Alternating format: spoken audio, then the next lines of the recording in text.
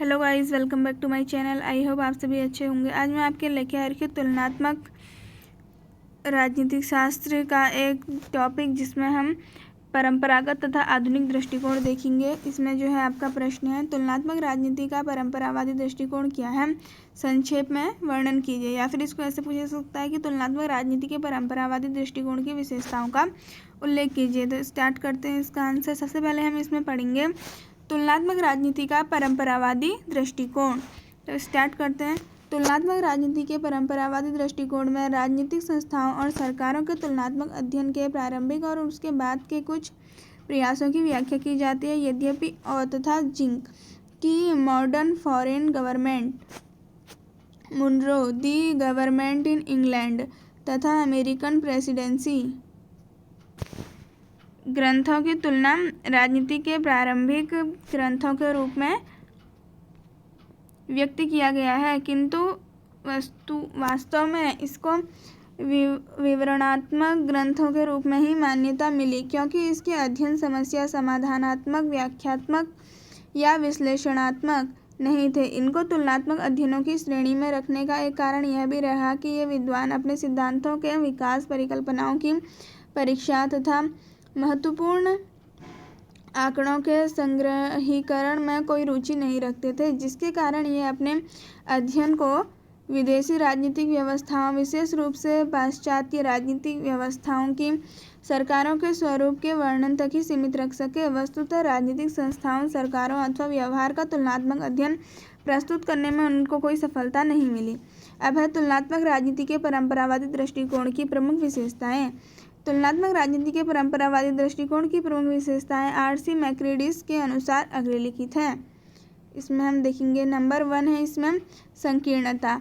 परंपरागत दृष्टिकोण मुख्य रूप से संकीर्ण दृष्टिकोण है, क्योंकि इसमें मुख्यतः फ्रांस, ब्रिटेन, जर्मनी, स्विट्जरलैंड आदि देशों तथा ब्रिटिश डोमिनियनों के आदि का अध्ययन प्रस्तुत किया गया है। इसका कारण मुख्यतः यह हो सकता है कि देशों के अध्ययनों में भाषा की सरलता, सरकारी अभिलेखों तथा सामग्री स्रोतों की सुगम उपलब्धि विशेष रूप से प्राप्त हो रही है, किंतु फिर भी इनमें विश्लेषणात्मक का अभाव है। यद्यपि इन अध्ययनों में सामान्य विचारधारा के अस्तित्व का उल्लेख है, किंतु इनसे यह स्पष्ट नहीं होता कि राजनीतिक संस्थाओं में सामान्य क्या है और किस रूप में यह दृष्टिकोण राजनीतिक संस्थाओं से संबंध रखता है। इस प्रकार इस दृष्टिकोण को अनिवार्य रूप से संकीर्ण कहा गया है।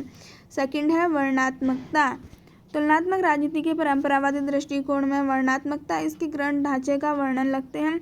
तुलनात्मक वर्णन नहीं है। इसमें वैज्ञानिक तथा व्यवस्थित दृष्टिकोण का पूर्ण अभाव है। इसमें जो थोड़ी बहुत तुलना मिलती है वह केवल समानताओं और असमानताओं तक ही सीमित है। आधुनिक राजनीतिक संस्थाओं की आंतरिक प्रक्रियाओं जैसे दबाव तथा हित समूहों का व्यवहार आदि के विषय में इनमें कुछ नहीं मिलता। यही कारण है कि जेम्स टी शॉर्टवेल द्वारा संपादित government of continental Europe org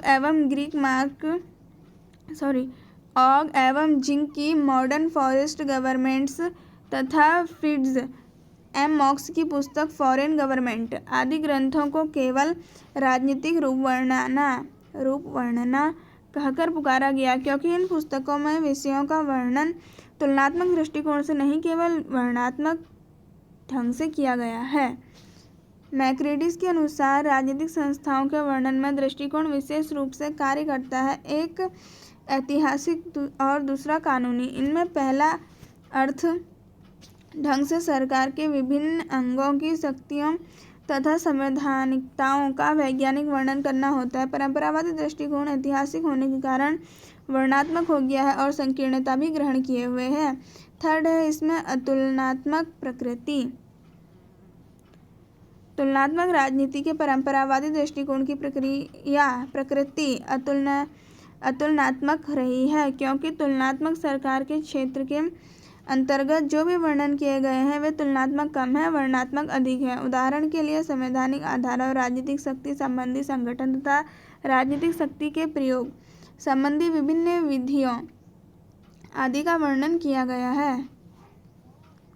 देश के संस्थात्मक ढांचे के संदर्भ में समस्या मूलक क्षेत्रों की विवेचना के साथ साथ राज्य के ढांचे के विश्लेषण, प्रभुता के निवारण, निवास निर्वाचन संबंधी प्रावधानों, राजनीतिक दलों आदि के अध्ययनों का रूप वर्णनात्मक अध्ययन है तथा इसकी प्रकृति अतुलनात्मक है। 4 है प्रबंधात्मक अथवा एक विषयक प्रकृति। तुलनात्मक अध्ययन के लिए आवश्यक है कि कई विषयों का अथवा कई संस्थाओं, व्यवहारों आदि का व्यवस्थित विवेचन अथवा प्रस्तावना प्रस्तुत की जाए, किंतु तुलनात्मक राजनीति के परंपरागत दृष्टिकोण में ऐसी कोई व्यवस्था नहीं है। उनमें न तो किसी एक व्यवस्था अथवा किसी विशेष संस्था की विवेचना की गई है। मैक्रेटिस ने सत्य कहा है कि John Marriott, James Bryce, Arthur Dicey, Laski, Keith Ivor, Jennings, Joseph Barthelemy, Lasswell, Woodrow Wilson,